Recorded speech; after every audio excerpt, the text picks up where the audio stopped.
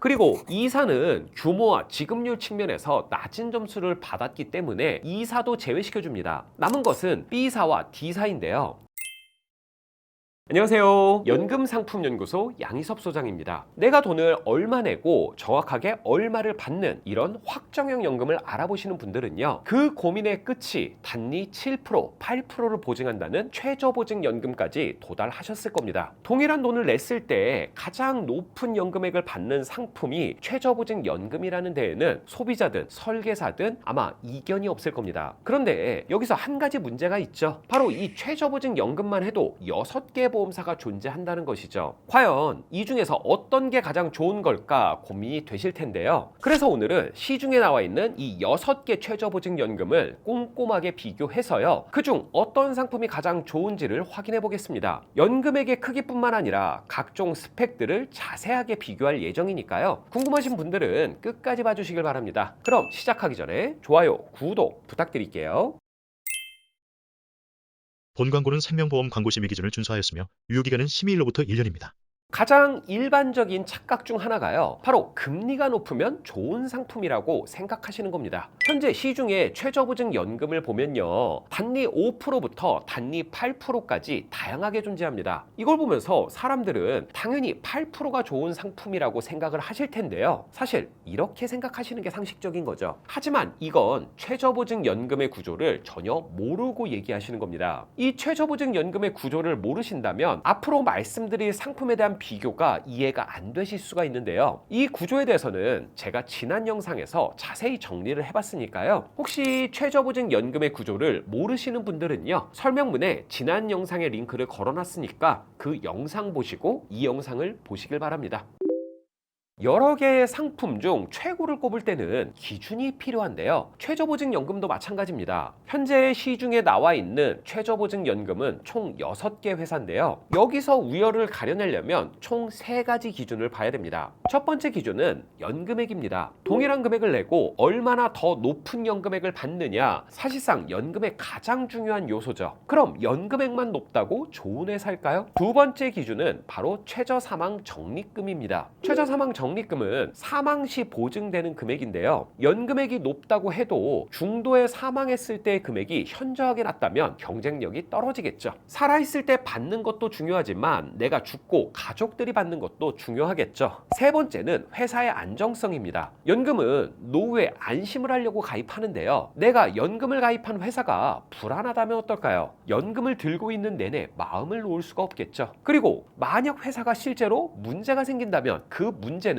곧 내 노후 문제로 직결될 겁니다. 그래서 연금액이 높고 사망 시 가족들에게 가는 돈도 중요하지만 무엇보다 회사의 안정성도 중요합니다. 자, 그럼 이 3가지 기준들로 비교를 해보면요, 시중 6개 최저보증연금 상품들의 스펙들을 보면요, 보증금리로는 D보험사가 20년간 8%, 그 초과된 기간에 대해서는 단리 5%로 가장 높습니다. 그럼 실제 연금액도 D보험사가 가장 높을까요? 동일하게 30세 남성이 100만 원을 납입하고 65세에 계시했을 때 연금액을 비교해 보면요, C사의 연금액이 가장 높은 것을 볼 수 있는데요, 하지만 40세에서는 B사가 가장 높습니다. 그리고 50세 연금 개시 시점을 70세로 바꾸면 D사의 연금액이 가장 높습니다. 즉, 가입 나이가 어떻게 되냐, 언제 개시하냐에 따라 가장 높은 회사가 달라진다는 것이죠. 이렇게 연금액이 달라지는 이유는 이 최저보증연금에서 연금액을 계산하는 계산식을 보면 알 수 있는데요, 최저보증연금에서 연금을 구하는 공식을 보면요, 내가 납입한 연금액에 단리 보증금리를 곱해주면 이걸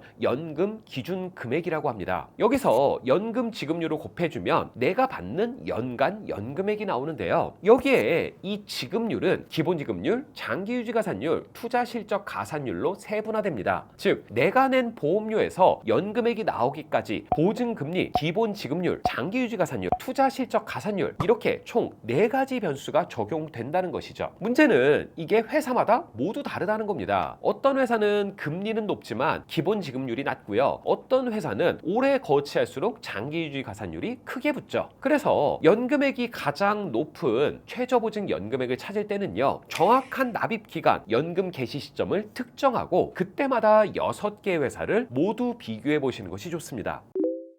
연금보험료를 내다가 혹은 연금을 받다가 사망하면 어떻게 될까요? 그때 받을 수 있는 돈이 바로 최저사망 적립금이란 개념인데요. 즉 사망 시에 보장되는 금액이란 뜻입니다. 최저사망 적립금은 연금 개시 전과 개시 후가 다른데요. 연금 개시 전에는 사망 당시에 연금 기준금액을 받습니다. 연금 기준금액은 납입원금에 사업비를 안 떼고 보증금리를 곱한 금액인데요. 만약 연금 개시 전에 사망한다면 그 시점까지 예적금과 동일한 개념으로 계산된 금액을 받게 되는 것이죠. 그리고 연금 개시 후 사망하면 연금 개시 시점에 연금 기준금액에서 내가 수령한 연금액을 제외한 나머지를 받습니다. 예를 들면 65세 연금 기준금액이 2억 원, 한 달에 100만 원씩 연금을 받는다고 가정하고 1년 연금 받고 사망했다면요. 최저사망 적립금으로 1억 8,800만 원을 받게 되는 것이죠. 이 최저사망 적립금은 보증금리가 높을수록 높을 수밖에 없는데요. 하지만 C사의 경우에는 원리금 개념이 아니라 납입 원금의 1.5배가 됩니다. 이런 부분 때문에 보통은 C사가 타사보다 최저사망 적립금이 낮은 편인데요. 그래서 C사의 연금액이 가장 높더라도 이 최저사망 적립금 때문에 경쟁에서 밀리는 경우가 많습니다.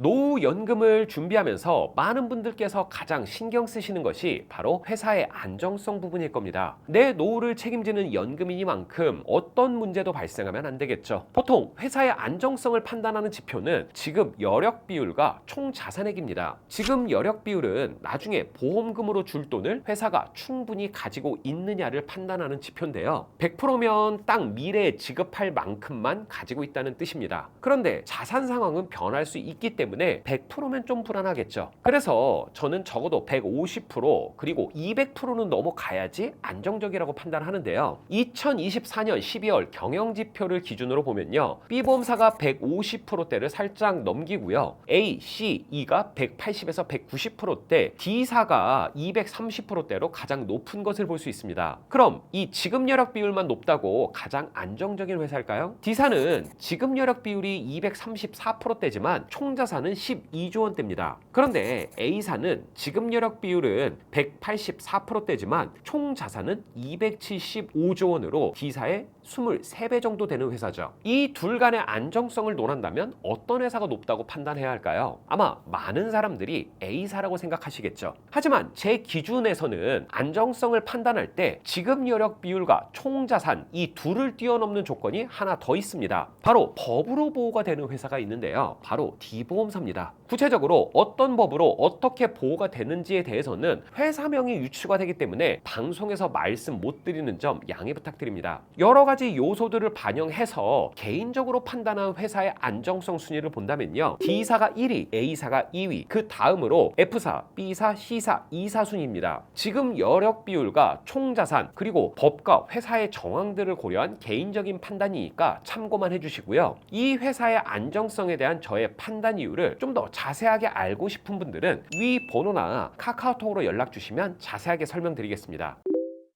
그럼 말씀드린 세 가지 기준에 입각해서 한 가지 설계 사례를 살펴보면요. 40세 여자 100만 원, 15년 납, 70세 개시를 했을 때를 가정해 보겠습니다. 일단 연금액으로 보면 C보험사가 2,828만 원대로 가장 높습니다. 그리고 B, D, E보험사가 2,700만 원대로 그 뒤를 잇고 있고요. 그런데 최저사망 적립금을 보면 C보험사는 2억 7천만 원대로 다른 보험사에 비해서 30%에서 40%가량 낮습니다. 그렇다고 연금액에서 그걸 감안할 정도의 차이가 있는 건 아니기 때문에 여기서 C사는 탈락이죠. 그리고 E사는 규모와 지급률 측면에서 낮은 점수를 받았기 때문에 E사도 제외시켜줍니다. 남은 것은 B사와 D사인데요. 연금액은 D사가 1% 정도 약간 높은데요. 저는 개인적으로 지금 여력 비율 측면에서 그리고 아까 말씀드렸던 법적인 안정성 측면에서 D보험사가 큰 강점을 가진다고 생각합니다. 그래서 이 설계에서 저의 개인적인 추천은 D보험사가 될 것 같네요. 물론 이 판단에는 개인적인 기준에 따라 크게 달라질 수 있습니다. 어떤 분은 내가 죽어서 받는 돈은 전혀 상관이 없고 오로지 연금액만 높았으면 좋겠다 하시는 분들도 있을 거고요. 또 어떤 분은 보험회사의 파산은 절대 안 될 거라며 안정성에 대한 기준을 배제하시는 분도 있을 겁니다. 또 안정성에 대한 기준을 다르게 해석할 수도 있겠죠. 그렇기 때문에 연금 상담에서는 무엇보다 개개인에 맞는 맞춤형 상담이 중요한데요. 저희 이 연금상품연구소에서는 3명의 연금 전문가들이 시중의 은행, 증권사를 통틀어서 모든 금융사의 연금 상품을 분석하고 있습니다. 연금에 대한 구체적인 정보를 제공해 드리는 것은 물론이고요. 여러분들이 우선으로 생각하는 기준으로 여러분들께 맞는 최선의 연금 포트폴리오 선택을 도와드리고 있습니다. 현재 최저보증 연금을 알아보시는 분들, 내 연금액이 궁금하신 분들은요, 고정 댓글에 상담 신청 링크를 클릭해 주시거나 위 전화번호로 연락 주시면 꼼꼼하고 자세하게 상담 도와드리도록 하겠습니다. 그럼 오늘 영상은 여기까지 정리하도록 하겠고요. 저는 다음 시간에 더 도움이 될 만한 내용을 가지고 찾아뵙도록 하겠습니다. 감사합니다.